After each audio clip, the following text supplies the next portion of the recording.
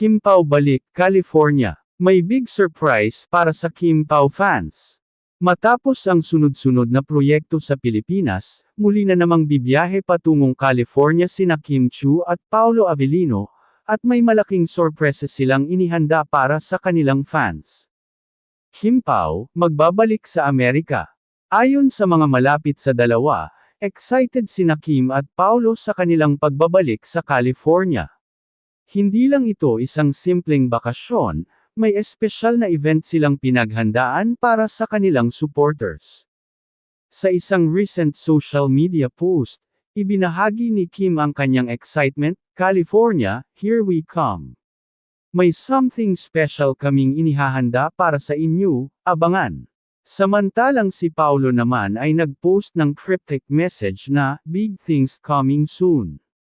Ano nga ba ang big surprise? Maraming haka-haka ang kumakalat ngayon sa social media tungkol sa kung ano ang sorpresa ng Kim Pao.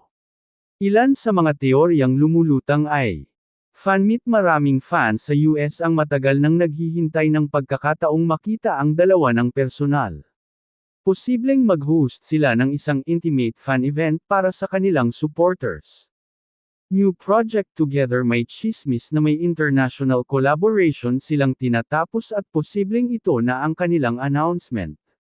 Secret getaway. May ilan namang fans na naniniwalang baka ito ay isang personal trip at hindi lang para sa trabaho, baka bonding time rin ito ng dalawa. Kim Pao fans, todo abang. Trending ngayon ang hashtag KimPaoInCalifornia sa Twitter at Instagram, na puno ng excitement mula sa kanilang supporters. Sana fan meet. Gusto na namin silang makita dito sa US. Ayon sa isang fan, manifesting a new project.